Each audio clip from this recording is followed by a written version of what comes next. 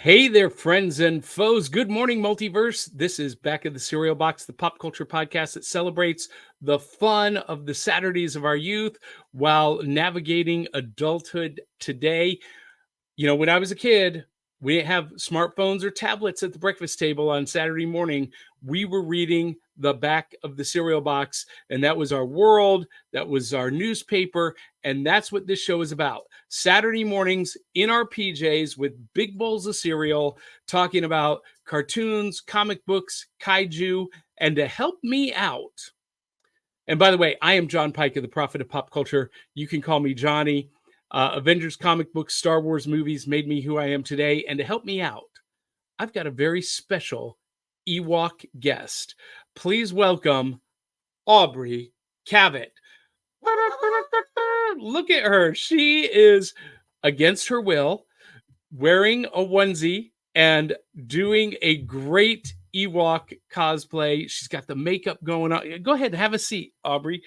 Get those headphones on. Get as close as you can to the mic.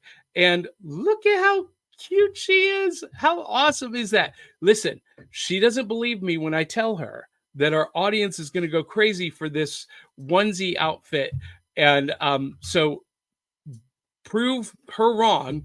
Comment how cute she is. How are you this morning, Aubrey? Very warm and happy to be here. It's it's a little bit chaotic. Scoot forward just a little bit. Perfect. All right. Now, we've got a very special show for you this morning because we are going to be talking about Star Wars in animation. And to help us out, we got two of the coolest cats on the planet. First is the host of the Song Swap Showdown starring Chris and Amanda. It is the only way to start your Monday morning. Please welcome Chris Vaglio. Good morning, Chris. Hey. I gotta do my little sound effect here for Aubrey because I was like, oh, she's coming out, so I gotta do the. There you go. Outstanding. Yeah. Happy to be here. Thanks for having me. And he is wearing his Darth Vader t-shirt. Dun dun dun dun dun dun dun dun dun. This is the dark side. I have that exact same Darth Vader. Do you know that he is my favorite character? He is, huh? Yeah. He's up there for me. He's up there. My first is Boba Fett. Okay. It's hard to see on here, but I got my whole Star Wars sleeve tattoo going on here and all that. So, and I would say my other second favorite is Jar Jar. Ahsoka Tano. Okay, so I take it back. Ahsoka Tano is my favorite, but Darth Vader was my first favorite. Yeah, I would say being a kid growing up, Vader was just, I mean, man, what an awesome villain. Yeah. Was he really a villain? Well, or was he a hero of the Republic? Yeah, both, I guess. Yeah. He's the Thanos of the Star Wars universe. Yeah. Also joining us in the virtual rec room is the one, the only, the host of Sunday Morning Superheroes, the newest show on the Cereal Box Network. It is Professor Hollis Thompson. Good morning, hey everyone. Hollis. It's great to be here. And Hollis, you are a comic book historian, a pop culture historian, a literary wealth, a font of literary knowledge. So we are super happy to have you here this morning. Oh, thank you, Johnny. I'm honored to be here. Ultimately, all academics are nerds. And so we're just nerding it up in here on Star Wars, and I am very excited. That is fantastic. So for those of you who are just joining us on the live stream, this is Back of the Cereal Box, the pop culture podcast that celebrates the fun of the Saturday mornings of our youth. And we have to thank some people for making this show possible.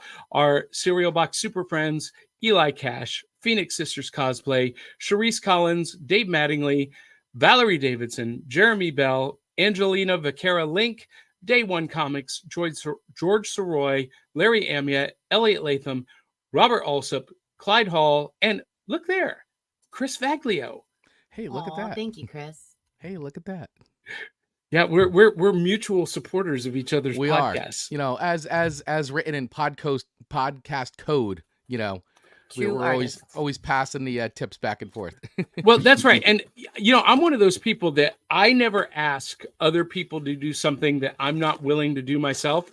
So when I ask people, hey, be a patron at patreon.com/cerealboxpod, it's because I do it myself. I support the creators that I love. And Yeah. so I walk the walk, talk the talk. So if you guys want all kinds of fun extras, support us on Patreon, and then check out the shows that we recommend, like Song Swap Showdown, like Rebel Force Radio, like Gateway Gamers podcast. We love them. So you guys, Yeah. we're here to talk about Star Wars and animation, but you guys know the show. You've seen the show. The first thing we have to ask, because it's Saturday morning. Saturday mornings is all about big bowls of breakfast cereal. What's in the bowl? And Chris, what do you got this morning? So first of all, I've got my it's actually a ramen bowl that I my love kids this got ramen. me, but I also use it as a cereal bowl. It's got Yes. Grogu on there with the little frog eating the frog. So I am actually eating Magic Spoon, the fruit one. Listen, we And, love Magic Spoon. Yeah, and I'm gluten free. So wow. what's great about Magic Spoon is it's gluten free, and I can enjoy cereal from my youth. Because a lot of gluten free cereal tends not to taste like the stuff I used to have when I was Oh a my kid. gosh. So Have you ever had Catalina Crunch? yeah, Oh God. Yeah. yeah. So They this, will never be Catalina Crunch will never be a sponsor of this show. no. But I appreciate that they exist, so it's good. But if you are missing, if you're gluten free like me and you're missing the nostalgia of your youth, Magic Spoon is definitely the closest thing to those flavors that I had on Saturday mornings when I was watching all my absolutely, and cartoons. So that's what that I is got. my daily bowl of cereal. Yeah. Now, Hollis, do you have anything this morning? Sadly, I've got something significantly more pretentious than that. I've got a big cup of tea, which is my preferred drug in the morning to get myself alert. All right. Well, we're going to accept that. Very good for podcasters. Yeah. We're going to accept that. Oh, and you're using oat milk? Yeah, I'm an oat milk guy. I switched over to oat milk a few years ago. It's actually this one it's good creaminess. It's good taste. Now, Aubrey and I are normally almond milk people, right? I was almond milk for a while. Normally. And this morning though, we don't have almond milk. We have regular 2% from Purity. And there's a reason. I didn't know this. Well, there's a reason. I'm so shocked. We were out, and I didn't get off my ghost tour until midnight last night. And here in Middle Tennessee, everything closes at 10. Oh. So except for the convenience store at the corner, the gas station, and they had a half gallon of 2%. So this morning, Aubrey and I are doing a mutual taste test of Oreo O's from Post Cereals. Post Cereals, see? Post. Hello, Post. How are you, Post Cereals? Post. I used to work for them back in the day. Well, they were a client, I should say, of mine for a few years when I ran my video company. We had Post as a client. So their headquarters used to be right down the street from my house. Oh, Aubrey pours the milk first, by the way. So Aubrey, here, I'm going to trade you. Don't bump the mic. Don't spill the milk. We are doing this on camera for real. This is live podcasting right here. And everybody who's listening back on the audio, they're like, what is happening? We are juggling boxes of cereal, jugs of milk, and you have go ahead and put it in there. Now, unfortunately, I brag on Post all the time about how they really do stuff on the back of the cereal box. But this morning, here, I'm going to bring us full screen here, Aubrey, so you can turn that around. There's not really anything on the back that's fun or exciting. So, wait, here it is. There it is. Sorry. Sorry, got your back, Johnny. Just gotta get my pots together. Chris, what are you using? Is that a Pod Track? Is that a Roadcaster? It's a Pod Track, the little P4, the little yeah. You know, that's on my shopping list. That's on my wish list for the next piece of equipment. To this morning, I was doing well to get the headphone splitter. All right. So here we go. I'm impatient. I didn't wait. You did not wait. So Aubrey is impatient. I'm letting the milk kind of penetrate a little bit. And yes, we are using the sippy bowls. All right. You didn't put anything in there, Aubrey. You put like 3 little things. We got to get a big. All right, here we go. Taking a big bite.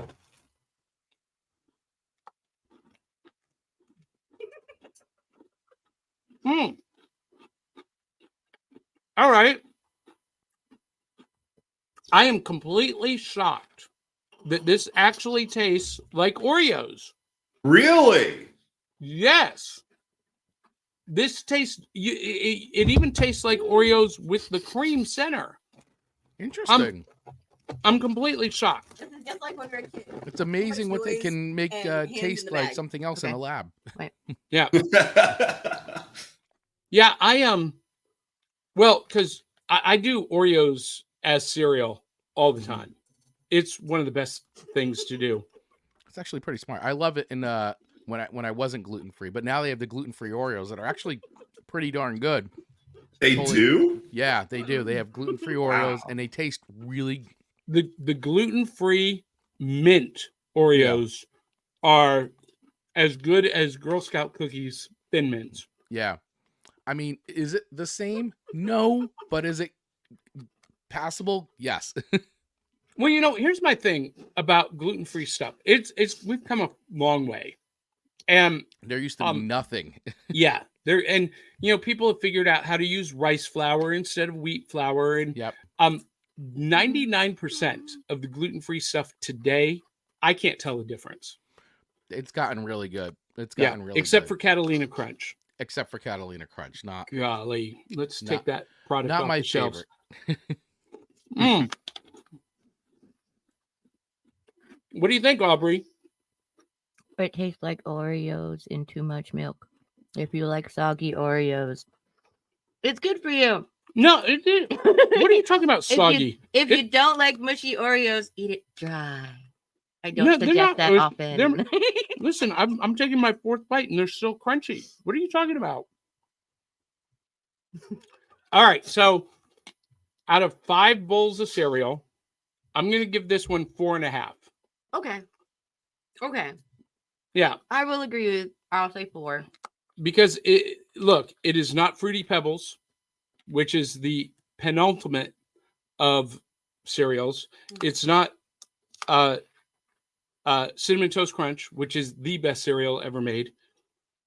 But it's respectable. And it tastes like Oreos. Mm-hmm. So if you're in the mood for Oreos for breakfast and you don't want to, crunch them up, and this is a good alternative. Mm-hmm. So 4 bowls is 4.5. I'll give it 4.5. All right. And it probably makes the milk like chocolate milk at the end, right? Oh, cookie milk at the end. Hold on. Yeah. I don't know. It's not like Cookie Crisp. No, it's not really. I mean, a little bit, but not really. Okay.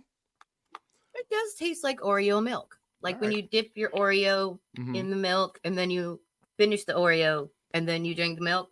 It does taste like Oreo milk. Okay. Yeah, because in my opinion, the best experience of eating Cookie Crisp comes at the end with the milk. Oh no, Cookie Crisp milk is different tasting, I think. Yeah, that's truly a unique experience. Absolutely. And everyone who's listening on the podcast replay, you're hearing boxes open and packages rattle and us crunching in the microphone. That's what this show is all about. That's right. Yeah. We're eating breakfast with you. Yeah. And we want to know from our audience what's in your bowl. Mm-hmm. Now, Aubrey, we're going to switch things up a little bit. Mm. We're going to dive right into our topic here in a minute, our main topic. We're going to save new loot, our prizes from the cereal box, till the end, because we've got comments in the audience. So, audience, you can comment in the chat. You can be a part of the show, like Dave Mattingly, who says, I'm taking my lovely bride to her first comic book shop this morning. Congratulations. That's a couple milestones. That's awesome, Dave. That is a couple milestone.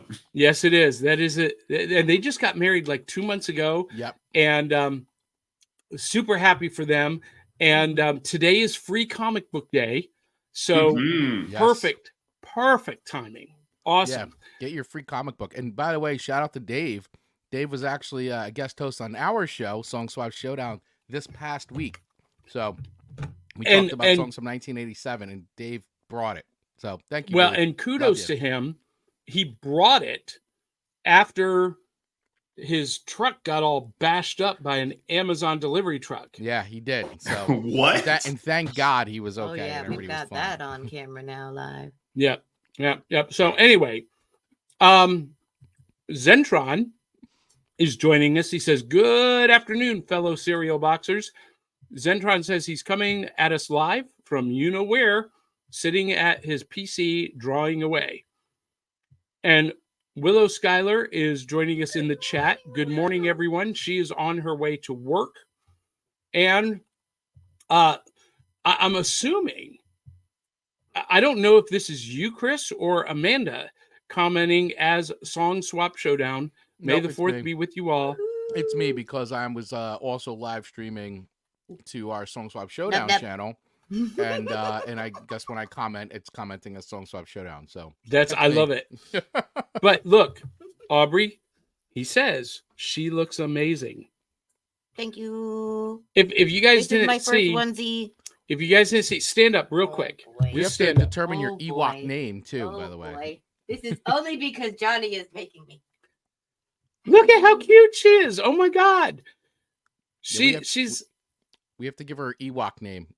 yes, we do. We're gonna give you an Ewok name eventually. And Zentron says, nub nub. Nub nub. No, that. Da dum ba dum bum. Dun dun da da da dum. Da dun dun dun dun dum. Now, for those of you who only grew up with the special editions, you have no idea what I just sang. Nope. That's the only change that I disagreed with George Lucas on. I want Really? Nub Nub back. Yes. I want Nub Nub back too. I think most OG Star Wars fans from, who grew up in the 70s and 80s would agree with that. I like that. I mean, but it's what I grew up on, so there's nostalgia there. It's just, I was a kid. It was 1983 when that came out, so I was still a kid, and I liked it. So, I want the things I liked when I was a kid. Yeah. And look, a lot of people disagree with the changes that George Lucas made to the original series, but it's his story. It's his property. He wants to tell the story he wants to tell. And as an artist and producer and creator myself, I'm all for it. Nothing is done until you say it's done. And he wasn't done. And so, but that one directorial decision I would have changed. Zentron says, Ahsoka, definitely my favorite character. Liked her from when I watched the pilot. All right, excellent. And Skylar says, you guys should watch Katie Sackhoff's interview with Ming-Na Wen. Yep. Oh. Yeah, that just came up on my radar, and I have to watch that. I was also told to watch that. And by the way, Katie Sackhoff crushed it as Bo-Katan.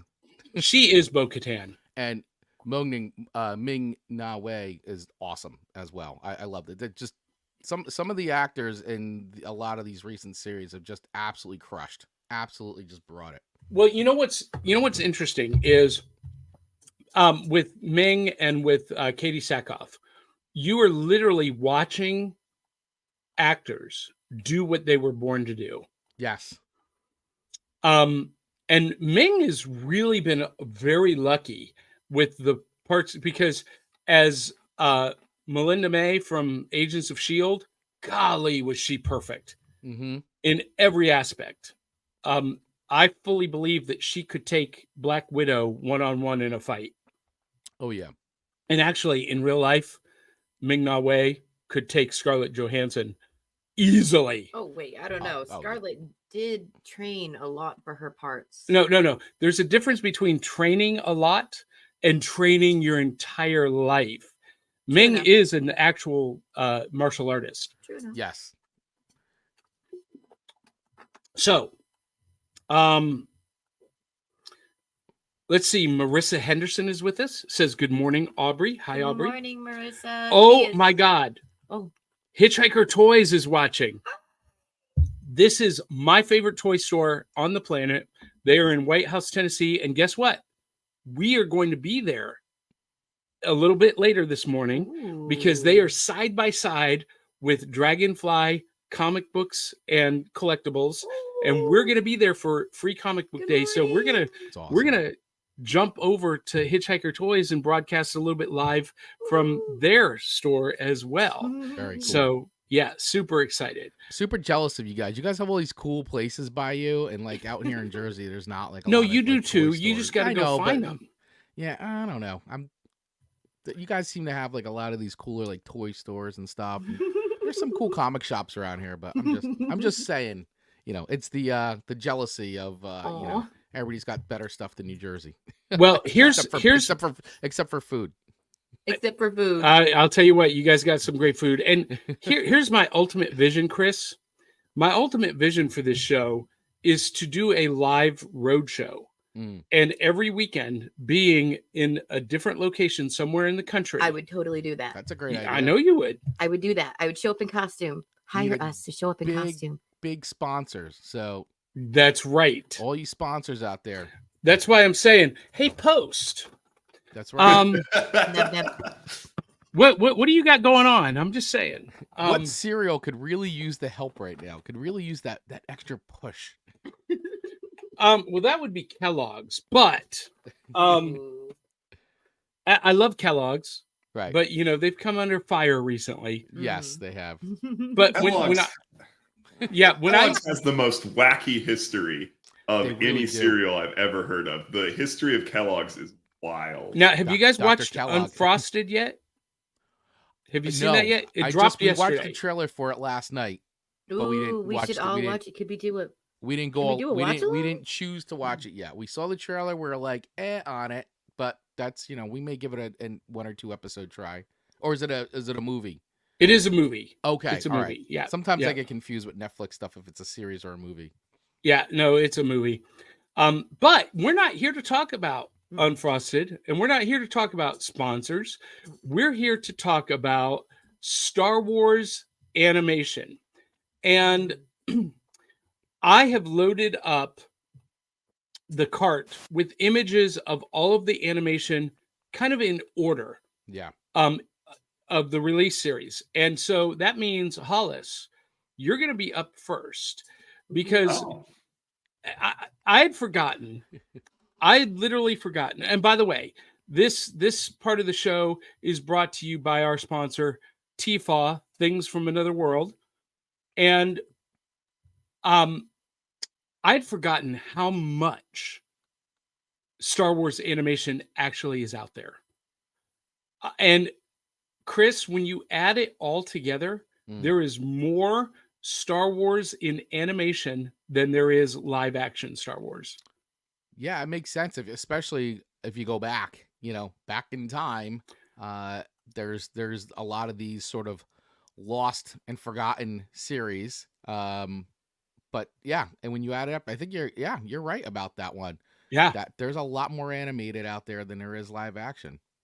And it all started in 1978 with the holiday special. Hollis. Yes, the infamous holiday special. Uh-oh. I think that this particular animated section is the only part of that special that most Star Wars fans will accept into their headcanons.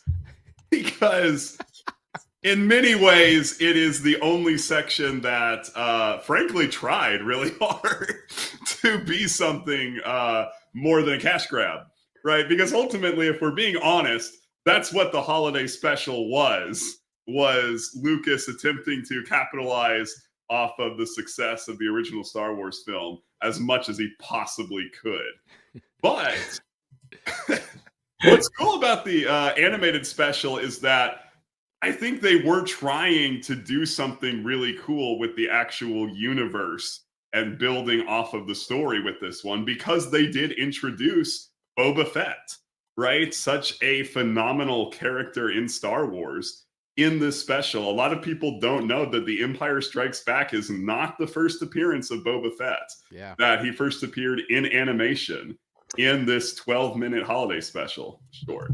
And this piece of animation is the only piece of the holiday special that is legally available for fans to watch Yes. on Yes. Disney Plus. And Hollis, do you know, because I should have done my homework on this. I've watched this dozens of times, but I am almost certain that the lead artist on this was Mobius. Do you know that for a fact, or do you It know? actually wasn't. But here's the thing. George Lucas picked this particular studio. I believe they were called Navala.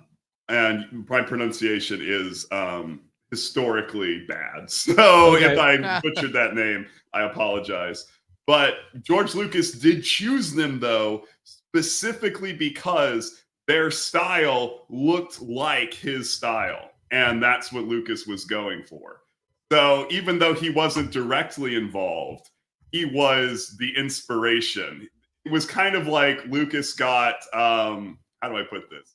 Like the cheapest knockoff he could possibly find of that artist. Yeah. And that's why it looks so reminiscent of his art. But no, he was not actually directly involved with it. That's interesting. But- Okay. It is But- very interesting, but yeah, you can see the style similarities, right? If you hold up like Silver Surfer Parable, right, that he did next to this, you can see how close they are in style. Well, and and for, again, go ahead. yeah, well, and for audiences who have been watching for a while, you can see the similarities between this and what I was talking about with Pirates of Darkwater a couple of weeks ago. I feel like Pirates of Darkwater was heavily influenced by Mobius as well. I mean, he was such an influential artist in his time. Yeah. He was basically the king of science fiction illustration and avant-garde comics. He was on the top of it. I actually recently was watching an interview of Stan Lee talking about that Silver Surfer comic they did. And Stan Lee said it was literally a thing like he was in a conference meeting with him at one time and he just said, "Hey, would you maybe want to possibly consider the possibility of maybe doing a Marvel comic?" And he was like, "Yes, I want to do Silver Surfer." And Stan Lee couldn't believe it. So Yeah, it's funny too because especially when talking about Mobius, like I just rewatched again the Dune documentary because it's on HBO Max. I always pronounce his name wrong, but Jodorowsky's Dune, is that, or I'm not sure how to pronounce the director, but he basically he had Mobius. He worked with Mobius to create that the book, which is the entire movie. It's shot by shot, the entire film, because he had seen some of Mobius's comic work and was like, I have to work with him. And he was just talking about like he's like a machine. I have never seen anybody like say it and draw it as fast as him. It's like just perfect. And man, what I wouldn't give to have just to be able to like look through that whole Dune in book person. that's Oh out heck there. yeah! Oh my gosh, it'd be amazing. But yeah, an amazing talent, like really good visionary, just so influential. Now, for those of you who have never seen the holiday special, actually, you're missing something very special. Now, Are you? Are you? well, okay. So I'm just going to say this. It did give us a lot of canon later on because Life Day has been canonized, and of course, Boba Fett and gave us Boba Fett. But what hasn't been canonized yet, Oh god. and I feel like it needs to be, is B. Arthur's barkeeper. I knew because- you were gonna Okay, say that's that. fair. She was pure gold. And her song. I want to. Carrie Fisher's Life Day song should be. I didn't know she could sing, I don't think she knew she could sing either. and I think that special killed her singing career. Yes. But B. Arthur was absolutely spectacular. Harvey Korman, I could take or leave, but Yeah. listen, if we're going to talk about the holiday special, do we need to talk about the Wookiee porn? No, No. no, we don't. Nope. See, she has no idea. Aubrey has no idea Because what I'm talking she's about. never seen it, and that's the thing is, and Aubrey, you can watch this. There are bootleg versions out there On YouTube. It's you gotta watch it just because it exists, type Yes. of thing. And I remember being a kid and watching it on TV. That's how old I am, ladies and gentlemen. I am that old that I remember when it was broadcast on TV, and I stayed up for it and all that stuff. And obviously, You're talking young about me, the special, right? Holiday special, the Star Wars Yeah. holiday special I from thought he was talking about 1978. what you were And- talking about. I was like, okay. it's No, he tough- is. We're it's- talking about the same yeah. thing. Yeah, because it was on broadcast TV. And this is also why I too think B. Arthur did really well, because B. Arthur is used to TV, and everybody else, pretty much all the other, they're TV actors. I mean, I know Harrison Ford had a little bit of TV experience back in the day, but I mean, for the most part, they're all, film actors now trying to do a TV format. And, B. Arthur, that's like, okay, TV, again, no problem for me. But yeah, it's definitely, and Hollis, Johnny, you guys, it's a little cringy to rewatch, especially what Johnny's referring to. It's like, hey. Yes, is very uncomfortable. It's Listen, weird. Let's put it this way. Imagine your grandfather in a recliner watching VR porn. How would you feel coming into that room? Oh my god! Am I wrong, guys? It is absolutely terrifying. Yeah. Yeah, that's a great way of saying it, Alice. Exactly. But the other thing that the holiday special gave us, besides Boba Fett and the further adventures of Luke Skywalker, it gave us the first glimpse into Star Wars culture. And regardless of whether it was good or bad, I always love it when Star Wars shows us the culture of the galaxy far, far away. Me too. I actually really do like that. I do too. I've always liked that. The backdrop of the story Yeah. just evolves more as you learn more about the world around them. Now, what's really interesting is this design for Boba Fett was the original, design, and it carried over into the first animated series, Droids. And Zentron has posted that he still loves Star Wars droids. Now, Hollis, Chris, did either of you ever watch Droids growing up as a kid? I did. So, as a kid, I liked it a lot. Yeah. I not for the droids, but for the other characters, the human characters that we got introduced to, and they used the exact same model for Boba Fett for droids. Mm-hmm. But watching it today, it's a little bit clunky. For me, it doesn't hold up. It doesn't hold up like it did. And listen, we were kids then, right? And that's a show that was made for us at our. The show was made for us at our age level. I mean, and that's and at that time it was great. Now, as me older, it's like it just doesn't hold the same as it did. Hollis? Yes, I just want to point out that once again, this was another cash grab on Lucas's part, right? So when Droids comes out is after Return of the Jedi, right? Right. So the trilogy is over. And Lucas is, at least for the most part, done making movies, right? He is going through a bad divorce. Mm-hmm. He has becoming a single dad and is wanting to focus on his family life and making that work. And I think that Star Wars Droids and, to be fair, Ewoks, because they came out at roughly the same time, right? They were both an attempt at him making some passive income, right, off of the Star Wars franchise. Well, all this. Go ahead.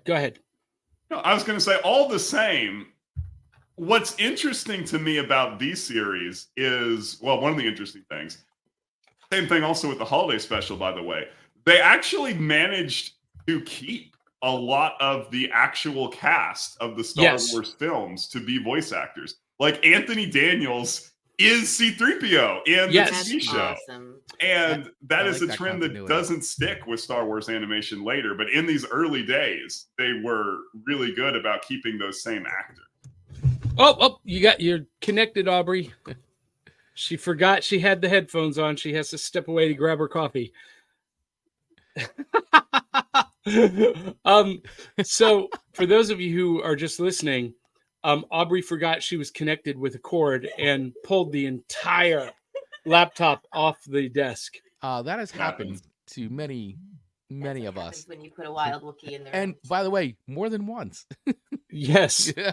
Right, Ewoks. All right. So, well, here's the thing, Hollis. Yes, you're right. The Anthony Daniels played C-3PO, and what we got with droids and Ewoks that we're going to talk about next is this visual, this visual literature of Star Wars that would become the influence for the prequels, for Clone Wars, for Rebels. We see the vehicles, the sets, all coming back, and especially in Book of Boba Fett, we see Jon Favreau and Dave Filoni using so many of the visuals, the visual language of the animated series in their series. Yeah. And I love that. I love that. So I tasked Aubrey with watching the Ewoks. Now, you had never seen any of these before. You had never seen the Ewoks. So we're going to get an honest first account opinion here. The Ewoks came out shortly after Droids. And by the way, it was Nelvana Studios that did the holiday special and Droids and Ewoks. And this was a very, I don't want to say a departure, but it was a different peek inside the Ewoks culture because we got introduced to these guys, the villains. What were they called, Aubrey? The villains. The Dulocs, I think, is what they were called. I think they were called that. Yeah. But they all look like the Grinch. Yeah, they do look like the Grinch. They look like the Grinch's family, definitely. But Aubrey, we learn in Ewoks that the entire moon of Endor is magical. It's almost a force being in itself, and that the Ewoks, they don't know that it's the force; they think it's magic. But they are tuned in. They are part of the living force that Yoda talks about. How everything connects us and draws us together. And I know you have tons of notes, but what was your first opinion, your initial opinion of the Ewoks? And how many episodes did you watch? I did get through the first 2 episodes, Okay. The Rise of the Trees and The Haunted Village. And I have to say that I loved the deity, the tree spirit, the Leaf Queen. Okay. And she's basically like Mother Nature in a form. She's kind of in charge of a lot of the fire spirits and other spirits. And if you anger her, you know, just to say that the Ewoks, knew that there was this magic. We knew at the Force, but they knew that this is this magic, very Native American culture. Very raw, spiritual. I'm Gaelic, so, very wild people. And I have to say that just like in the movies, even though I had never seen the Ewoks cartoon before, the inner kid in me was like, nub nub. I'm sorry, it's just true.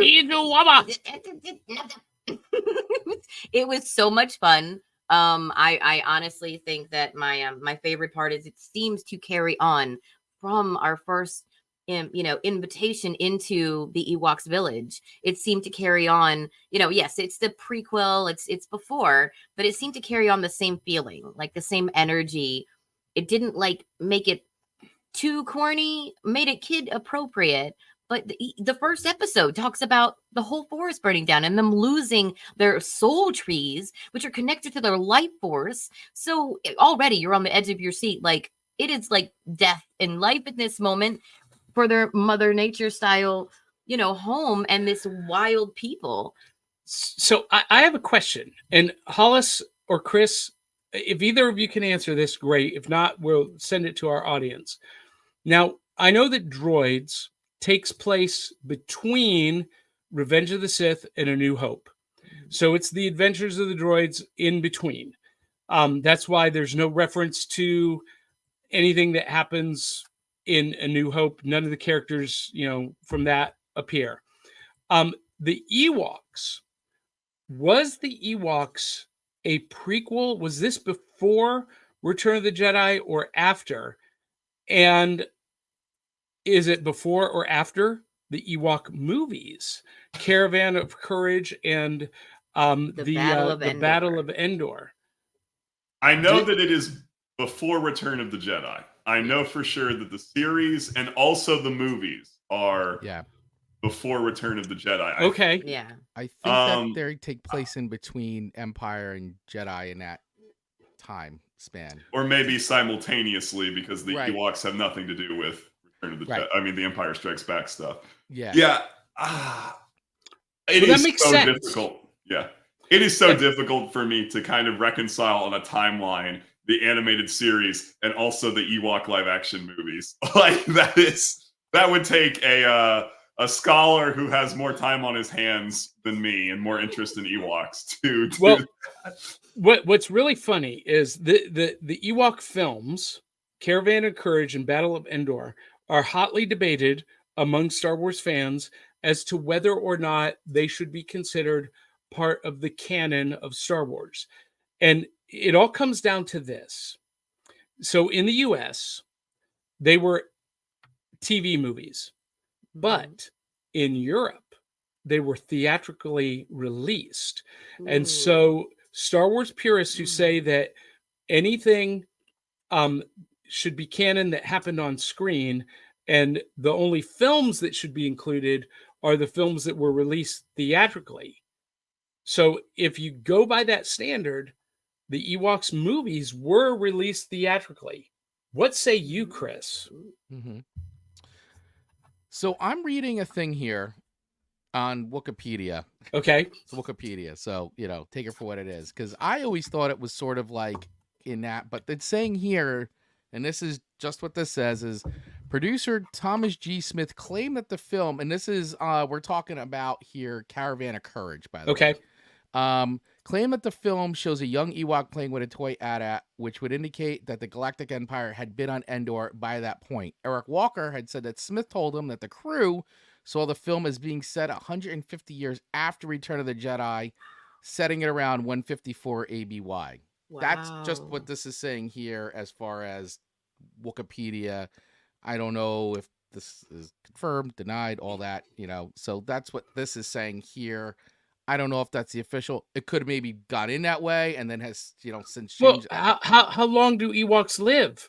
Because Wicket was still a little kid in Caravan of Courage. I know. So I don't know where this is. I don't know. I mean, I don't know. Like, do they live as long as Wookiees? Because Wookiees have an incredibly long lifespan as well. So, I mean, Wookiees can live for hundreds of years. Okay, now here's the question. Does the comic book go before or after the Ewok show? Well, we're going to talk about that in a minute. Okay. Yeah, we're going to talk about that in a minute. But so out of all of the Star Wars animated properties, I feel like Ewoks is the biggest departure from the established canon. Yeah, it's like happening in its own world type of thing, and that's just sort of what's happening on Endor, and that's kind of it. Like the rest of the universe is, everything's going on in the background, but we're just here on Endor and what's happening there. Now, Chris, we can't talk about Droids or Ewoks without talking about the theme songs. Chris, do you know the theme song to Droids? Man, I haven't heard it in a long time. In Trouble Again? Do you have it? Do you have it queued up at all? No. Because we got flagged really hard for that once upon a time, and so I don't do that anymore. I'm used to it. Yeah, I know you are. But yeah, Trouble Again. That's right. We're in trouble again. Was the Droids, and then the Ewoks. Aubrey's going to sing it. Oh, nice. I told you I was going to tell you to sing it. We are the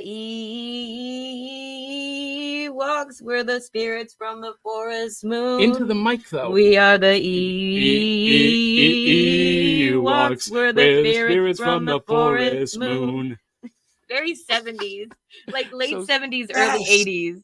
Yeah. Yes, and that's actually something I was going to comment on, because it is a real departure from the Star Wars films, which were very insistent on doing, I hate to use the word traditional, but symphonic, big band, beautiful heroic music with that, which was not the style at the time for film music. Well, but then when you get to the animated series, they just decide to scrap all of that and let's just do what's popular at the moment. Well, and oh, go ahead, John. I forget who did the Droids theme song. I will tell you. Who was it? It's somebody we should all know. Yes. If you're a fan of the Police, Mr. Stuart Copeland composed the opening song "In Trouble Again," composed by Stuart Copeland. But here's the funny part about this: he did the demo on a cassette tape recorder in his apartment, did the whole demo, and sent it to Nelvana to see what they thought about it. And they just used the cassette recording, the demo recording. So what you hear on the show is what he recorded quickly in his living room. I did not know that. That's crazy. That is talent. He must have been like, what the heck, man? Like, this is just a demo. Yeah. Well, and to those of us who have been in music studios and involved in music production, it's very obviously so. But, to a kid, I just thought, we're in trouble again. It's a cool song. It was a cool song. As a kid, you don't think about that stuff. Right. Can we say hi to the audience real quick? What's that? We have more audience. We have a couple more comments. We got a lot more audience members. Good morning, and may the 4th be with you. The Ewok song was written and performed by Taj Mahal, by the way. Yeah. Yeah. So right in you know what, Chris? Maybe there should be a Song Swap Showdown episode of cartoon theme songs. Oh yes. Oh. We had done one, I think, in a long time ago. Actually, I think we did sitcom songs. So I think cartoon songs is definitely. Definitely. Have you ever done Alf? I don't think we've done Alf. I mean, I know Alf, but I don't think Alf was on. Wait. Actually, we did do a cartoon ones, I think, like 2 seasons ago. Oh no, we're talking about we have not done an episode on Alf yet, but we will. There's a lot of stuff, but I don't know that theme song. But I'll have to do the cartoon. Yeah, I'll have to bring that up to Amanda. Amanda, I don't know if you're listening or watching today. I know you're working. So we had Droids, Ewoks, and then we enter the Dark Times. Do you know what the Dark Times were, Aubrey? No. The Dark Times were for Star Wars fans when there was no Star Wars content from 1986, 87, when these cartoons came out, until 1996 or 1993 with the Heir to the Empire book series. But there was nothing on film or on screen until 1999. So the only thing going on was the comic that whole time. No, there were no comics. I mean, there was the Marvel comic series, but yeah. As far as continuation of the story, there was nothing until Heir to the Empire by Timothy Zahn. So then we get Phantom Menace in 1999, followed by Attack of the Clones and Revenge of the Sith. But in between Attack of the Clones and Revenge of the Sith, Chris, Genndy Tartakovsky's Clone Wars. I know. Okay, I have seen Clone Wars. I won't lie. It is good. And if you like cartoons and you like Star Wars, shame on you for never seeing any of it, because it's better than someone might have told you it is. And I am not a huge action-packed person. I like a good storyline, and that's one of the reasons why I still love this series. It is a Well, masterpiece. yeah. Who's bad talking this series? I would What like is to that? know, is somebody bad talking this show? There Because are- this is there an are- epic Well, series. listen, no one hates Star Wars more than Star Wars fans. Let's just put that Oh out my there. gosh, that's true. Well, and I'm gonna throw this out there, Aubrey. I don't think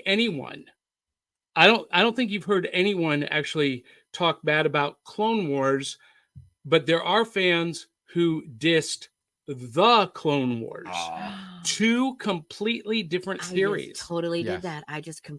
I just mixed them up. Yep, you're right. Yeah. A lot of Thus- people have done yep. that. A lot of difference fans have there. done that. And Chris, I remember, man, I was Ugh. glued to. I was already an adult. I already had Yep. kids, but we were glued to the Yes. TV to Yes. watch this. Cartoon Network. It was Yeah. this was an event. This was an absolute event, and I loved every second of this. And in fact, because listen, I'm one of the people. I'm out there. I'm not gonna lie. I'm one of the people. I'm not a huge fan of the prequel films.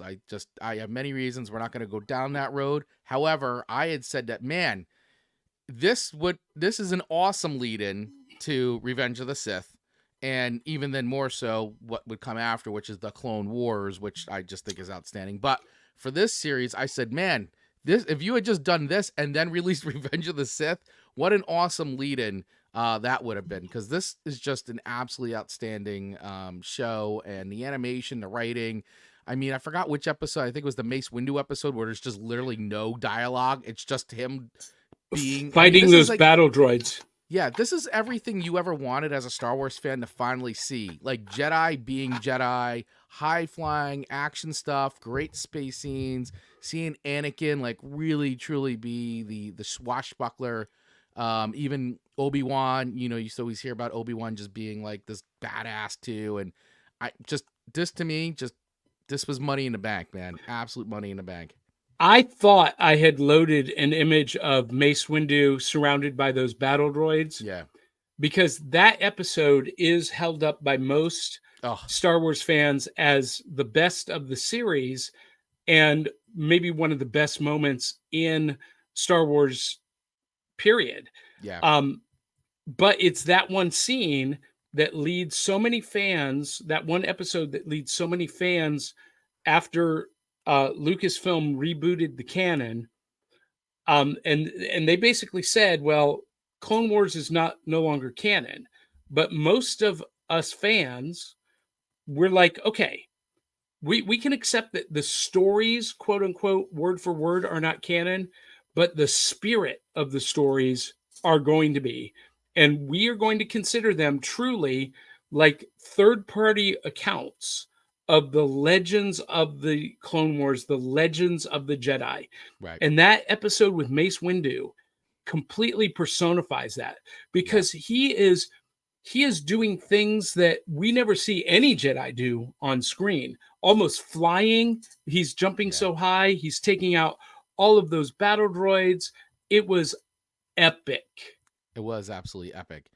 And you realize too, you go, wow, now I know why he was on the Jedi Council. Like, it's just absolutely fantastic episode. And I do want to call out like the whole Ventress and Anakin stalking each other. That was great. And that was a great introduction to that character, who later on also became a very, had a great storyline in the Clone Wars. And I'm not going to spoil things, but we've read, if you've read some of the books, there's some cool stuff that still goes on with Ventress. But even that being introduced in that series, which then carried over, was fantastic. So I have nothing poor to say about it. Was great. The stories were tight, they were short, they packed a punch. It was Star Wars through and through. And it was the stuff that, as being a kid, you always saw in your head. And and Jenny being a Star Wars fan too, was like, it's one of us making the thing that we've always wanted to make, and he just had the talent and the ability to pull it off. Yeah. So for those of you who don't know, it was produced by Jenny Tartakovsky, and he's the same guy that did Johnny Bravo, who did Powerpuff Girls, Dexter's Laboratory, so much of the Cartoon Network stuff, Samurai Jack. And so he brought that same stylized aesthetic, that almost that Samurai Jack, almost larger than life aesthetic to the Clone Wars. And it was just so, and the sound design, Chris, of this series was, here's something that he really understood that most directors don't understand. Genndy understood the power of silence, because there were long periods in this where there was no sound, or only the sound of footsteps or gunfire, no music. And he really understood how powerful silence can be. Yeah, 100%. I mean, once again, just to refer back to that adventurous thing, I mean, I remember, I think it was like it's raining, they're kind of stalking each other, they're in a temple, and you just hear like, water outside and water drips, and just all like a lot of these like great facial cues. Like, the other thing is the emotion. He was able to capture emotion with just like the way the eyes would look, or reaction shots. Just that's a style of animation that like is just the next level of things. And he had a very good way of bringing like what you would see in a live action, as far as an actor being able to emote on screen, and translating that to cartoon form, to drawings. Yeah, very well done. I mean, just really, really great. There's definitely, to me, a crown jewel in Star Wars animation, and I know there's more to come, and there's a lot of things I love, but this to me was like, this is a line in the sand.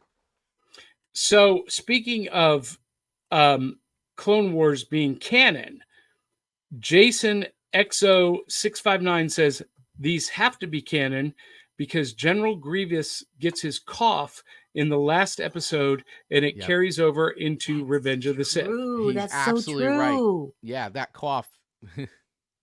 Speaking of the introduction of Grievous in this series, I think that this is absolutely the best version of Grievous. Thank you. He is absolutely terrifying. Yes. In this series. Yes.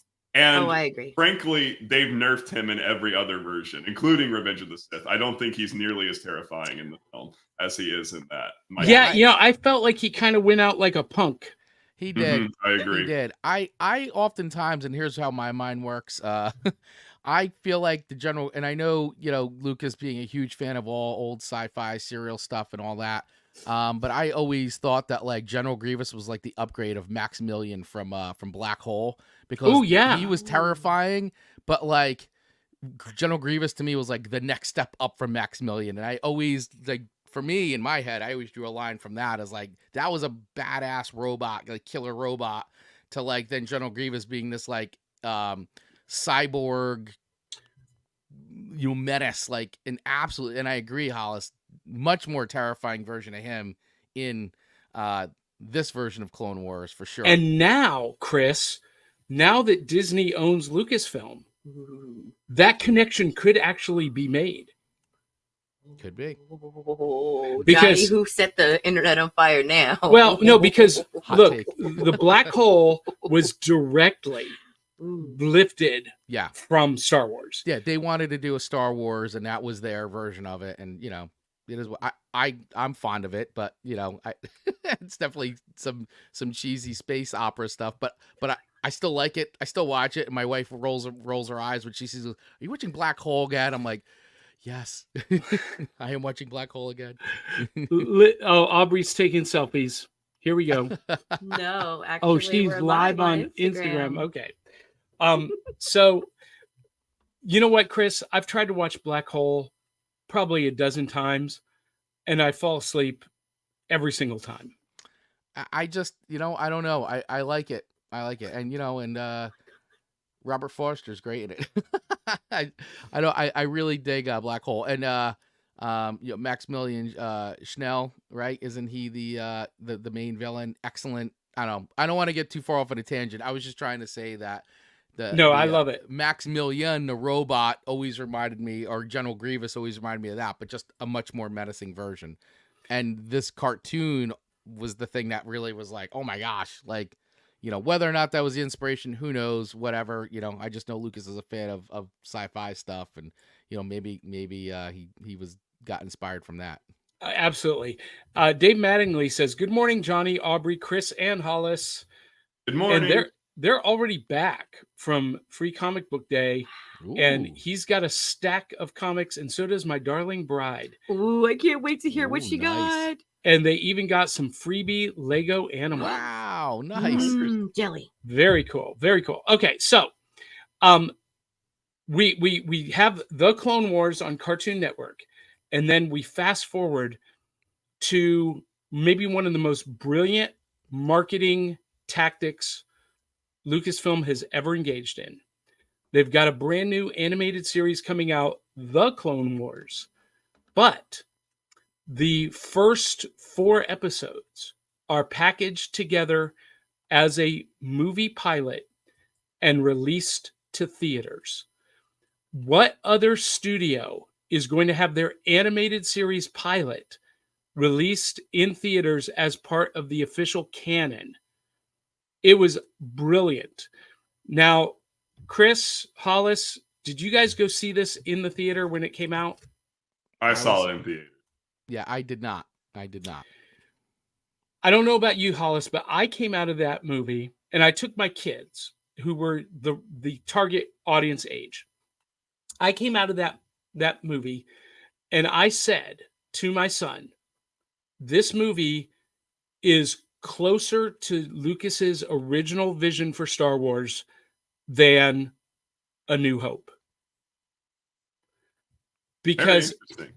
Okay. because it was exactly what he had intended Star Wars to be. And then it went into syndication and ran for 6 seasons on Cartoon Network, and then later on Disney Plus. The last 2 seasons, there was an abbreviated 5th season, On and then Netflix. Netflix. Yeah, Netflix did that one like abbreviated one. Oh, that's after right. It That's came right. back, and then it bounced over to Disney once when Lucasfilm sold to Disney. That's right. That's right. So the 6th season, which is what this graphic is from, was on Disney Plus. Outstanding. And now all of the entire series is on Disney Plus now. But this was a non-linear series, so they did not tell the story in order. And I don't know what Aubrey's doing over here on social media, but she's trying to add people to our watch list of people that love May the 4th. Okay. She's doing social media over here while we're live on air. Nub, nub. So Aubrey, have you seen any of this Clone Wars? The Clone Wars? Yes. Okay. So this is the series that early on a lot of fans kind of were indifferent about or even didn't like early. But as the series progressed, it grew such a huge fan following. And one of the reasons why people were so upset about it was because George Lucas, who was directly involved in the production, gave Anakin a Padawan in Ahsoka Tano. Yes. And there's no mention of Ahsoka Tano in any of the films or him ever having a Padawan. But the reason why this series exists between Attack of the Clones and Revenge of the Sith is to make the fall, to make Order 66, to make the fall of Anakin more impactful. Because through those 6 seasons, we see Anakin go from, kind of the Farrah Fawcett hairdo to a grizzled warrior. And we have a canine guest in the studio this morning. To meet the puppy. She opened the door herself. Nub, nub. And she needs to I'm go. going to go play. She'll go outside in a minute. You're still connected, Aubrey. I know. But guys, this last 4 episodes of the Clone Wars was maybe one of the best Star Wars movies ever made. It gave us, that awesome. What is going on here? It's total chaos in the studio this morning. This is what happens when we have people over at the house. It's Star Wars Day. I understand. So Hollis, Chris, did you watch the Clone Wars? Did you see those last 4 episodes that I'm talking about? Oh yeah, they are absolutely brutal. Good night. Like that show grew up so much. Yes, it did. Progressively. Well said. And by the time you get to the end, it is just an it'll mash your heart up, man. That final scene of Vader at the wreckage of the ship is absolutely haunting.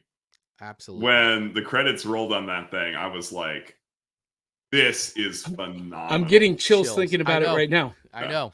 Yeah. That was some of the best Star Wars writing, I think, of all time. Honestly, like it was just so well written and beautifully animated too. I mean, you just feel the emotion. It's amazing. Darth Vader is in a mask, right? So you can't see him or his face emote, but yet you felt the heaviness of that scene and his way they used his body language and the music and just absolutely brilliant. Really brilliant. Yeah. And the fight choreography between Ahsoka and Darth Maul in that last fight Amazing. was so good. Hold on just a minute.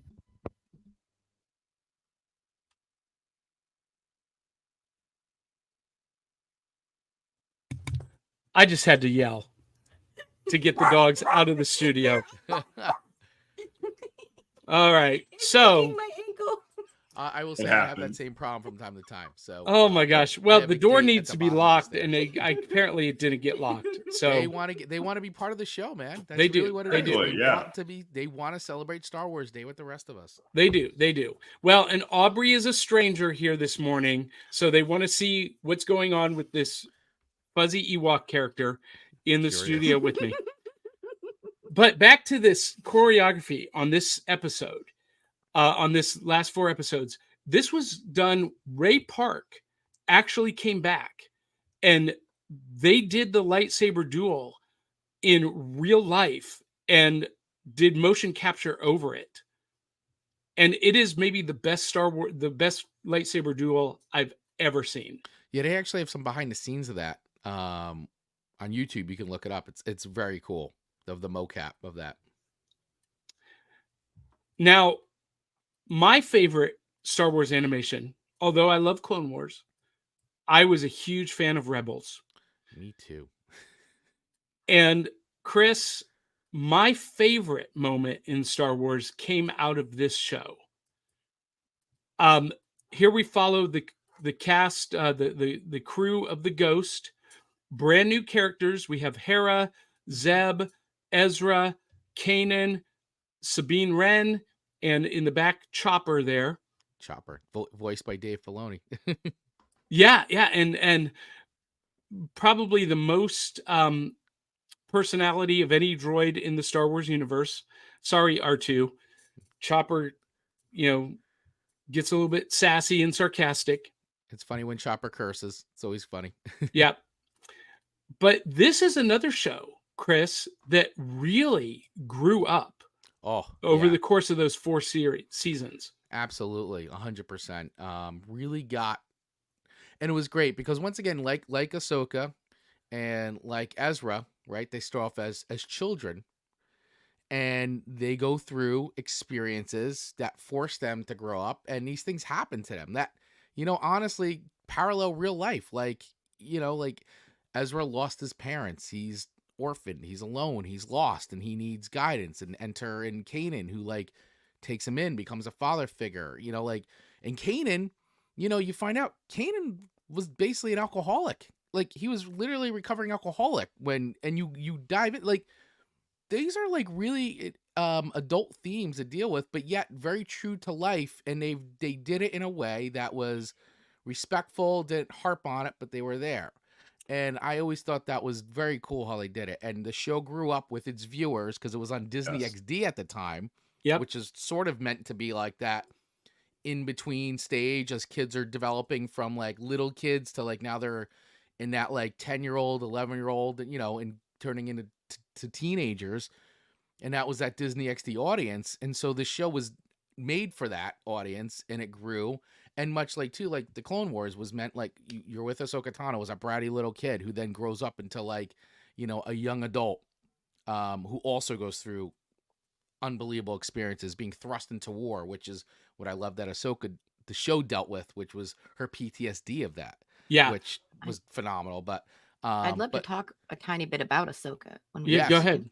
Okay, so something that I didn't know is much like Johnny, who adores his daughter, and we do have a very important female holiday coming up. Mother's Day is coming up. So, mothers, sons, fathers, and daughters. It's kind of a big day for families. Well, Lucas has 2 daughters. Mm-hmm. And when Ahsoka was created, he was the one who wanted it to be named Ashoka after the ancient Indian emperor. And the spelling was altered by Henry Gilroy. But Filoni, the Clone Wars supervising director, wrote a fable about Ashoka's early childhood development. And they were the one who said that Lucas is very protective over Ahsoka's character. And I think it has to do a lot with his appreciation for his daughters. Yeah. And so I think that it's amazing that pervading through this whole story is the power of friendship, family, and inner self. Like the whole Star Wars series from beginning to end. If you don't understand that, go back and watch some more. Yes, thank you for saying that, because Well, it's very true. That's exactly what Star Wars is about. That is. And Chris, you mentioned that Rebels grew up over the course of those 4 seasons, and it was the first series, the first Star Wars animated series that gave us real stakes, because Kanan Jarrus dies.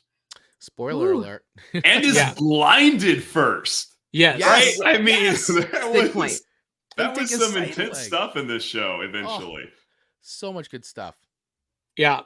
And golly, there's so much that we could talk about with each of these, but I'm going to go through some of the other series real quick, and then we're going to get to the Bad Batch. So between Rebels, and I said my favorite Star Wars moment was from Rebels, the very last epilogue of Rebels, where it jumps to post Return of the Jedi, and Sabine Wren confirms that Captain Rex was at the Battle of Endor. Yes. And that, Hera had become a general in the Republic, in the New Republic, and had a son by Kanan. And then you see that shot of Sabine Wren, and as we learn later, coming back to her former master, Ahsoka Tano, to restore their relationship.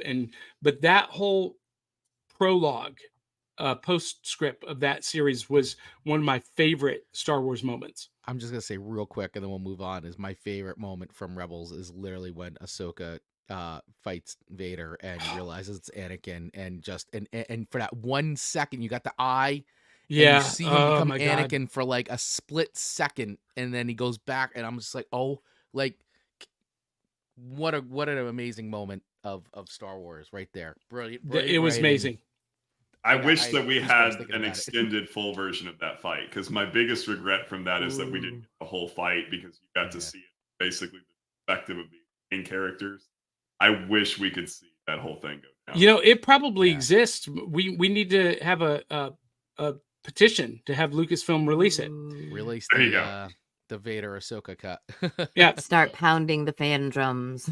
So Rebels was coming out at the same time that the prequel series, not prequel, the sequel movies were coming out with Rey and Finn and Poe, and they wrapped up, as I think right after Force Awakens, Rebels wrapped up, and to fill in some gaps with the Star Wars mythos, StarWars.com created Star Wars Forces of Destiny, and this was a series that celebrated the women of Star Wars. It was an anthology series, and it focused on Ahsoka and Rey and Leia, and there was a new character, I can't remember her name, that was friends with Sabine Wren. And really, this is probably maybe one of the most overlooked series. Um, it's still on StarWars.com. You can go find it. I think it's on Disney Plus now, collected. It's really worth watching. And then to fill in the gaps with the sequel series, we had Star Wars Resistance. And you guys, I have to admit, I did not watch this when it came out. I did not watch it either. I saw very little of it. Probably the first episode, to be honest with you, and then I just didn't stick with it. Yeah, so I don't know. It's probably something I should go back and watch, because the animation style too is very, I don't know. There's something very Don Bluethy about this animation style to me, but I got to. Yeah. I should probably give it a try again. So I did start watching it this week, and I've gotten through the first 4 episodes. It is definitely for preteens. The main character, Kaz, in the green, he is a bumbling idiot. He succeeds in spite of himself, and that irritates me. I don't like lead characters being slapstick comedy just to do it. It didn't work for me. However, I want to talk about the character designs here, because someone said, hey, Johnny, I would think you would be a big fan of this show because the character designs look so much like 80s Saturday morning cartoon characters. And it's true. They look a lot like characters from Mask or from Bionic 6. Really bright colors, and it's a different texture. It's a different style aesthetic that we don't see elsewhere in the galaxy far, far away. Is it great? No. Is it worth watching? Probably. It is considered canon, so it fills in some gaps in the sequel trilogy. But you guys,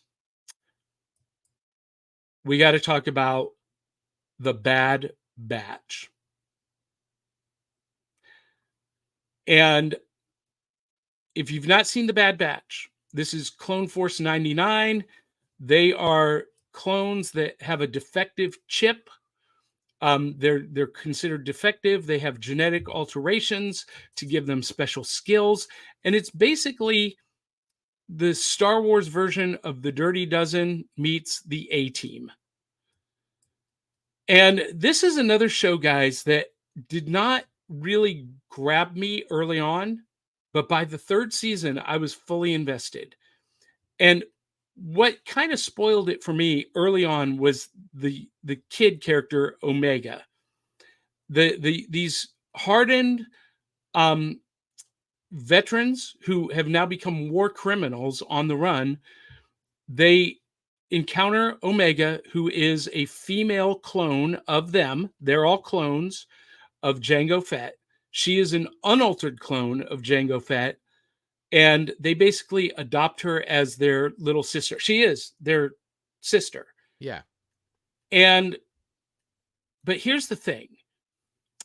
At first, I was irritated by that character, but she grew on me because she won every victory she had.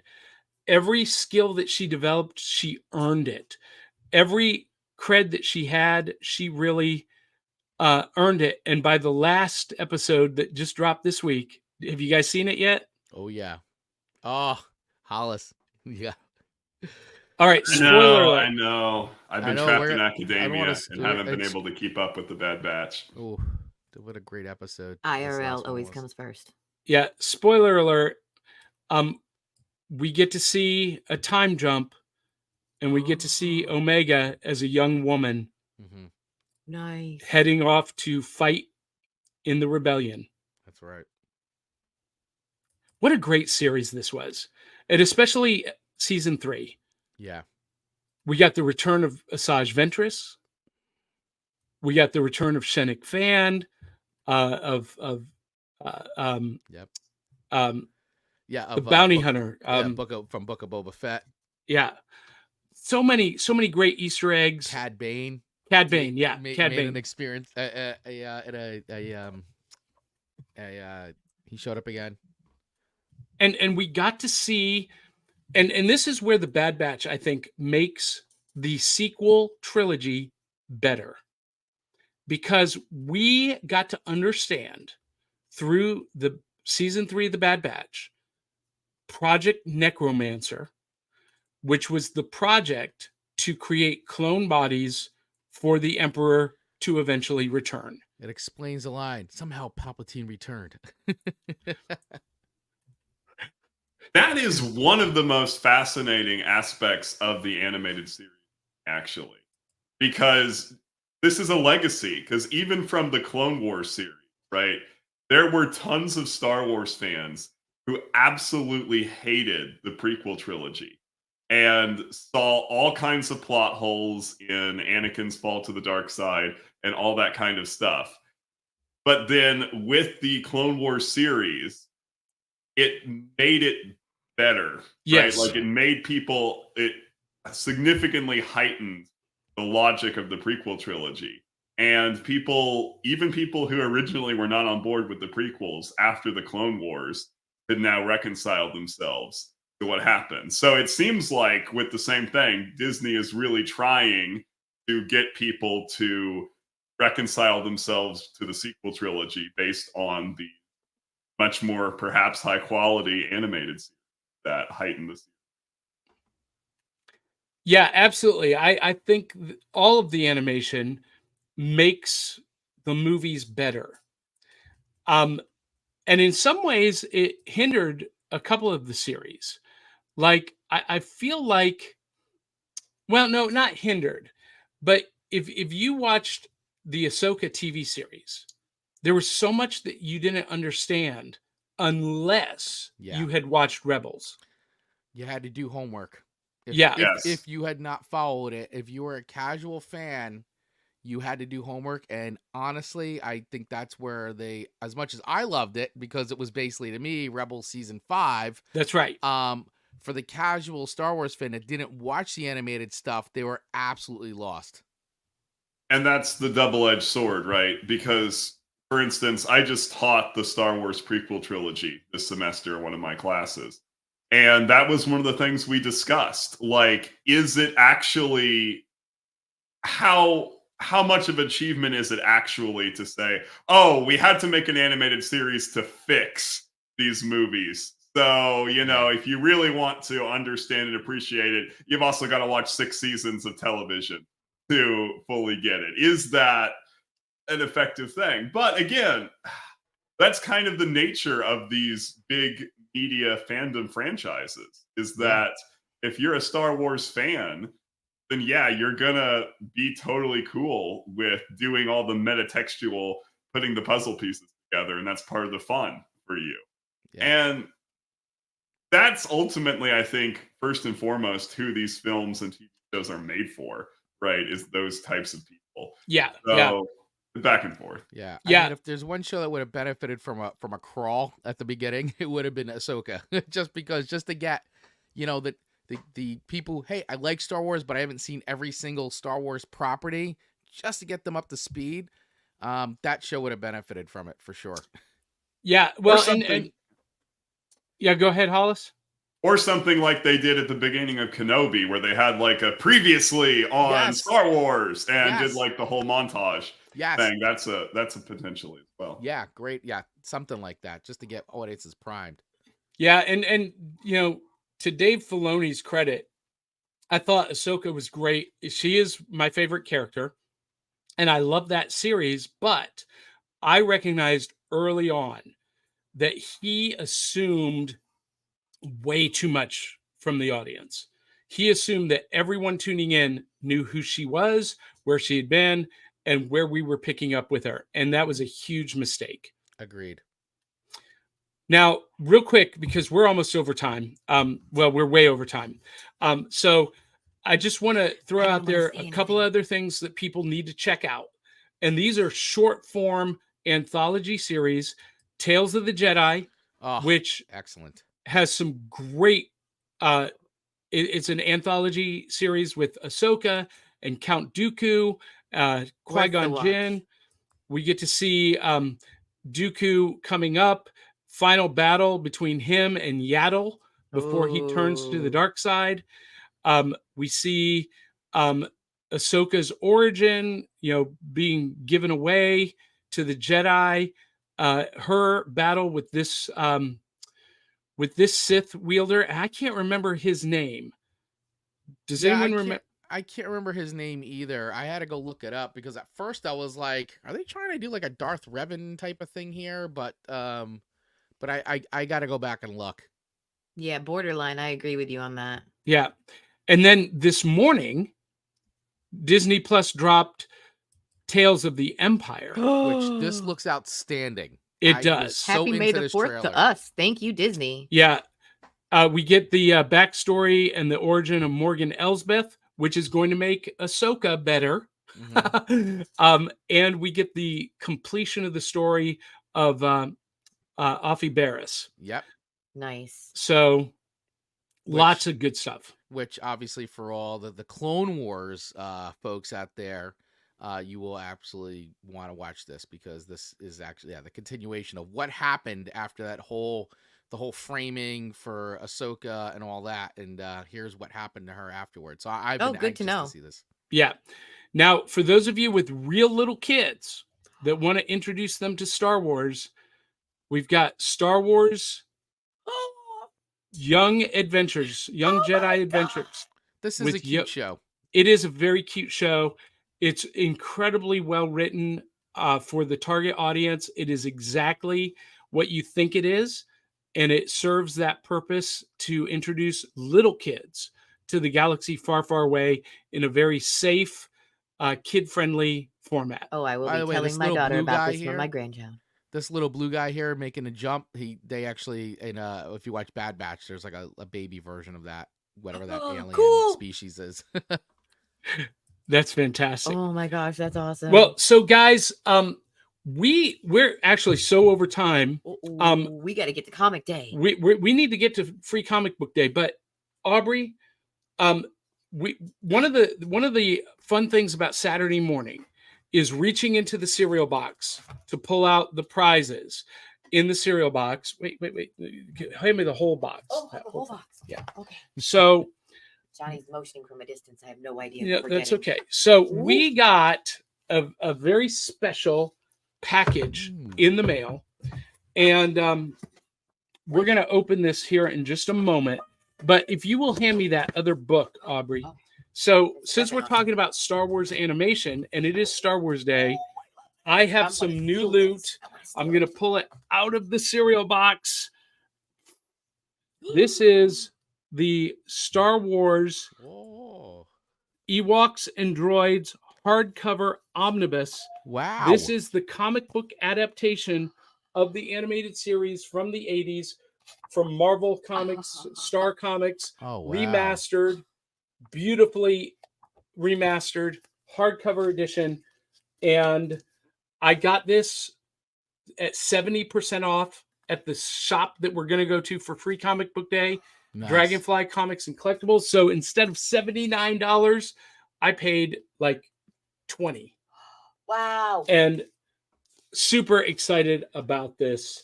This is my prize from the cereal box this morning. I want it. Ta-da! Here, you can hold it. And then, guys, we got a package from a comic creator. I'm going to open it for the first time. I have no idea what they have sent us. They asked us if we would review the comic, and I said, we will if you send us the hard copies. Ooh! So this is from, the publisher is Matthew Blair, and this is a Kickstarter. We're going to do a full review, but I just wanted to open this. The first 3 issues of Kaijus and Cowboys. Oh, cool. I like that title. Yes. It's I love kaiju, love westerns, and it combines the two with big stompy robots, and Nice. we're going to do a full review in a couple of weeks I like because that cover. I'm going to share these with Aubrey. She's going to take them home. She's going to read them, and I've got the digital files. And so when next you see Kaiju and Cowboys, we will have a full review. But wanted to open that live on the air. Nice. Do you guys have any prizes from your cereal box this morning? I pulled this out of my cereal box today. A nice. Cad Bane pop vinyl. Yes. Hollis is looking around. He's probably got a ton. Got this for the very low price of $6 What? today. I love that. So yeah, I was excited about this because I like Cad Bane. He's one of my favorite characters that they created. Great bounty hunter. So yeah, pick this up, $6. This is my new loot. Gonna go right back here somewhere. I love it. We lost Hollis's camera. Oh yeah, we lost Hollis's feed. Well, while he's restoring that, this is the perfect time to share with you guys the world debut of our brand new theme song. Are you ready for this? I'm excited. Lyrics. This is the one reason why I was waiting for today. Yeah. Lyrics by me. Production and vocals by Sam Swim. Okay, Hollis, you're back. Oh, we Hollis lost is you. back. Do you got something from the cereal box this morning? I do. This isn't new because I haven't had a chance to get to my comic shop yet. But in keeping with Star Wars, this is something from my library shelf. If you haven't picked this up, if you're a hardcore Star Wars fan, I really recommend it. This is a book Marvel put out a few years ago called the Epic Collection, and it is Star Wars Infinitives. Ooh. So Wow. the first thing it has is a comic book series that I think was actually done by Dark Horse towards the end of their Star Wars run, where they made a comic book version of Lucas's first draft Oh yeah. of the Star Wars script, Ooh. which is quite different from I am what we so wound glad up that with. is not the movie we got. No, but it is Yes. it is interesting to read. It is. It is not a memorable film, but it is interesting to read. But the other thing in it that's also really cool for Star Wars fans is it has the series they did called Infinitives for A New Hope, Empire Strikes Back, Return of the Jedi, which basically are like the Marvel What If series for Star Wars, where it's like, what if something in the story went just slightly different? So, I for kinda love instance, that. yeah. So, like in Empire Strikes Back, their what if is, what if Luke was so injured by the Wampa that he could not go to Dagobah, and Leia was the one who went Ooh. and got Oh my trained by gosh. Yoda. That's a great one. So Oh, that's it life is- altering. Exactly. Well, and one of those stories is Vader the White. Oh, whoa, Yes. whoa, That's the whoa, Return of the whoa, Jedi whoa. one. What yeah. if Vader fully returned to the light side of the Force? And survived. Yeah. It's Yeah. quite cool. I got to check that out. That's a great pickup. That's an excellent pickup. I think I'll order that today. All right. Good. So, Hollis, while you were off air, I teased what I'm going to play right now. This is the world debut of our brand new theme song, lyrics by me, music by Sam Swimmerton. Here we go, ladies and gentlemen. Back of the cereal boxes, brand new opening theme song. Saturday morning, it's fun for all. Cartoons and cereal, let's have a ball. Comic books, kaiju, pro wrestling too. The fun is waiting for you. Back of the cereal box. I'm so excited for that. That was pretty good, honestly. I kind of wanted to sing it the first time I heard it. I was like, oh man, the vocals are already there. Bravo.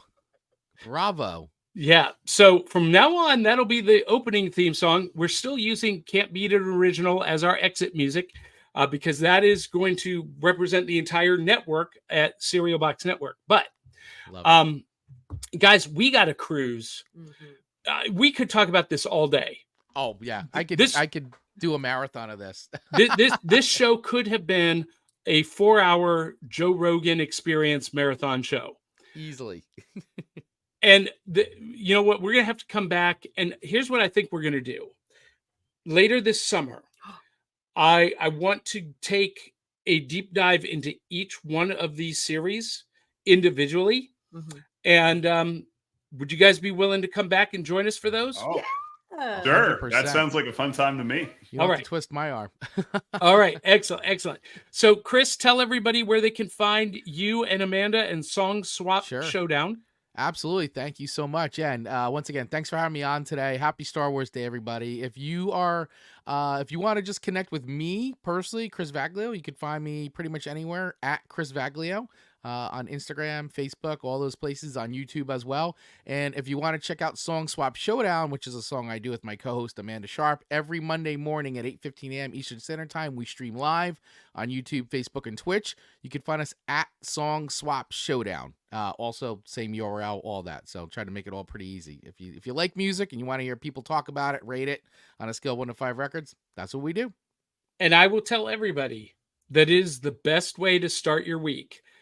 Monday mornings live with Chris and Amanda, and I love it. I hardly ever miss an episode, and it's outstanding. Well, thank you. Appreciate you.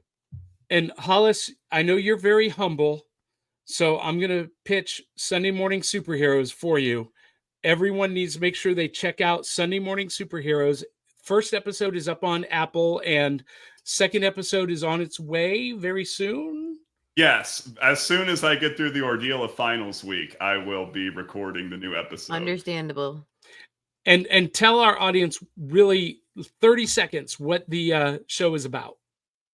This show is about the intersection between biblical studies, academically, the Bible as literature, the Bible itself, themes, and superhero culture. It explodes in all kinds of interesting ways.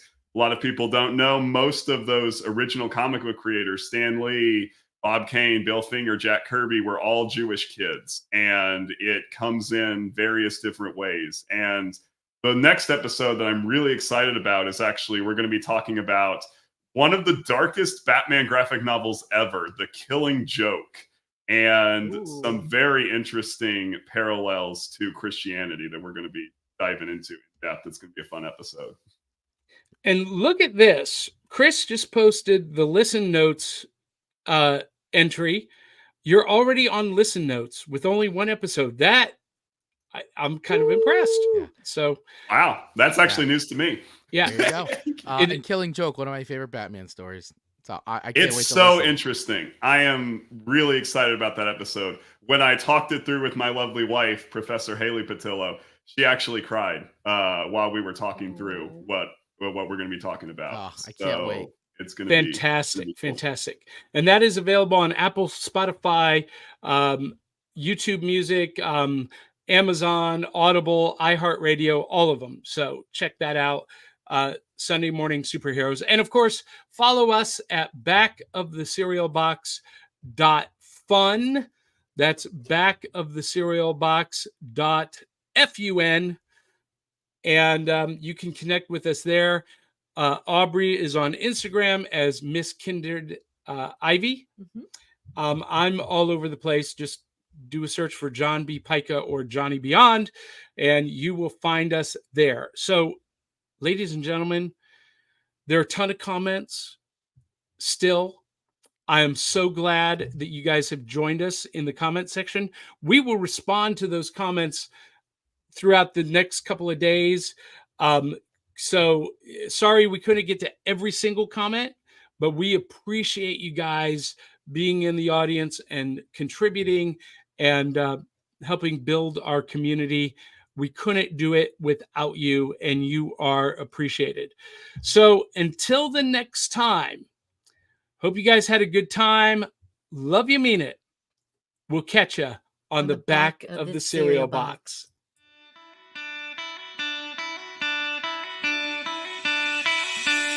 It's like Coca-Cola, Levi's Strauss,